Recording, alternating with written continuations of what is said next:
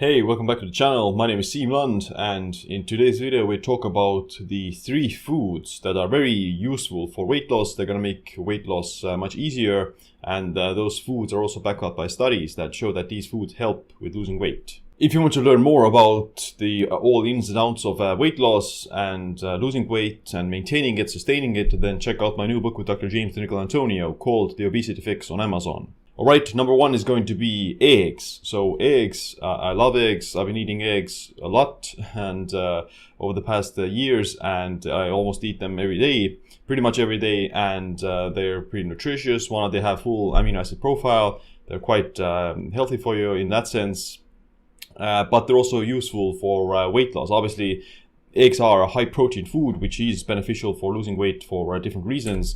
But there's studies also finding that, eggs are good for satiety as well. A lot of the times, studies where they find that eggs help with weight loss and satiety has to do with, that they compare it to like bagels or cereal. So obviously, like eggs are much higher in protein and such. So they will have a better satiety effect and better thermogenic effect on weight loss, burning calories, etc.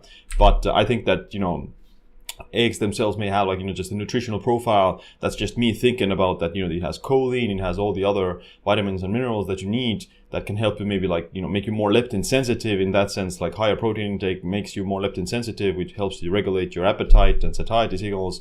So maybe by improving leptin sensitivity as well as having better these essential nutrients for the brain, the choline in eggs, for example, that can also be an indirect way that eggs help with satiety. But regardless, having eggs for breakfast or eggs in any meal will increase the satiety, and you will actually end up eating less calories and less food later in the later meals as well. So yeah, eggs are great, excellent, pun intended, for weight loss. And it's hard to overeat eggs. You would have to eat 10 eggs or something like that, 15 eggs. Very few people will eat 10 or 15 eggs. You usually have 2 to 3 or 4 eggs per meal, something like that, and or per day even. Most people don't eat more than that, and even just 2 eggs per meal, or let's say breakfast, the first meal that you have, is going to have a pretty effective effect on the satiety, and even increasing the protein content of the meal, and for other effects as well. Excellent. Number 2 is going to be cottage cheese. So this is another food that I actually had on my list of the foods that I eat every day. So in that video I had eggs, cottage cheese, and cauliflower that I basically eat every day. And it turns out, I personally think that, cottage cheese is also one of the best weight loss foods next to eggs. So, the biggest reason has to do with, cottage cheese is super high in protein. It's much higher in protein than eggs. It's almost equally as high in protein as any meat. It also has, a bit more fat than, let's say, chicken breast. But it's still very low calorie food. It's very satiating, it's high in protein, and high protein diets in almost all studies, basically in studies that equate the calories, high protein diets are always better. And the reasons for that have to do with the higher thermogenic effect of protein. So you burn, 3 times more calories for digesting protein than carbs or fats. And that's going to be just creating a bigger calorie deficit. And protein is also apparently more satiating. So it's just increases the satiety signal, increases leptin sensitivity, makes you build muscle or helps to promote muscle growth, which will then increase your resting metabolic rate. So you should always aim for high protein foods in terms of if you're trying to lose weight. And even if you're not trying to lose weight, a high protein diet is still good for building muscle and maintaining tissue. You don't need to be on a super high protein diet all the time, but getting at least 25 to 30% of your calories from protein is very beneficial for different reasons. And especially if you're trying to lose weight, then even increasing that up to 35% or 40% in some extreme cases, then that's perfectly fine, and that will have a pretty beneficial effect on weight loss as well. And let's say, from an ad libidum perspective, because in the real world people aren't counting calories all the time, and they need to rely on basically their own food regulating mechanisms and satiety mechanisms. So they would have to stop eating by themselves without counting the calories without reaching this limit. Okay, I know that I reached my calorie threshold. So the ad libitum intake is very important, which means that as much as you want. So you voluntarily stop eating. And protein intake apparently is beneficial for that as well. So it reduces ad libitum calorie intake. So increasing your dietary protein from 15%, which is usually like the RDAs for protein is like 15% to 30% of energy at a constant carbohydrate intake, produces a thin decrease in ad libitum calorie intake, increases leptin sensitivity and weight loss. So yeah, it's beneficial to increase your protein intake to at least 30%.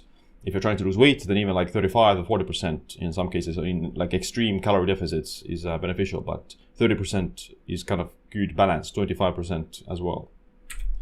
And next to the protein intake, then cottage cheese is also beneficial because it has a lot of calcium, it's dairy, and studies find that calcium intake does have also a beneficial effect on losing weight. So people who consume dairy and calcium, they have lower body weights, they have more muscle mass, and they basically reduce their calorie intake because the calcium can also bind to the fat, so you excrete some of the fat that you eat, which is beneficial because you'll end up consuming less calories and absorbing less calories. 48% body fat. And lastly, number 3 is going to be veggies. So any kind of veggies, just plants, salads, greens, whatever. And the reason is also similar because fiber is very, it is also associated with lower body weights and higher satiety. So people who eat more vegetables, they just tend to, underrate calories because vegetables are very, very low in calories per 100 grams, for example. Per 100 grams of broccoli, you get like 30 calories. Per 100 grams of, let's say, bacon, you get up to 500 calories. So there's a huge difference. The volume itself is also massive. 100 calories of broccoli is quite big. Like this, or like a fistful, whereas 100 grams of bacon is quite small in size, but it's much more calorie dense. If you fill your basically plate with a lot of low calorie greens, vegetables, cucumber, tomato, celery, broccoli, cauliflower, whatever, squash even, carrots, those things, then you will just you get satiated faster, you reduce the hunger faster, and you overall end up eating less calories compared to trying to fill your stomach with, let's say junk food. You can eat 4,000 calories of junk food and still be hungry, whereas if you eat even 1,000 calories of vegetables, then you're probably stuffed and you don't want to eat anymore. So there's a huge aspect of this ad libitum energy intake. And funny enough, people find that or one study, metabolic ward studies, find that high plant, high fiber, high vegetable, low fat diet has been found to lead to a reduction of up to 689 calories, up to 700 calories less per day, just because of the high satiating effect of fiber and vegetables. Fibers are also able to bind to fat, similar to calcium. So again, another mechanism by which you just end up absorbing less calories from the food that you eat if you have some fiber in it. So especially fatty meals, if you have a lot of fatty meat or cheese, whatever, those kind of fatty foods, then adding some fiber there is going to be beneficial for just binding to some of the fat, because you don't need a ton of fat.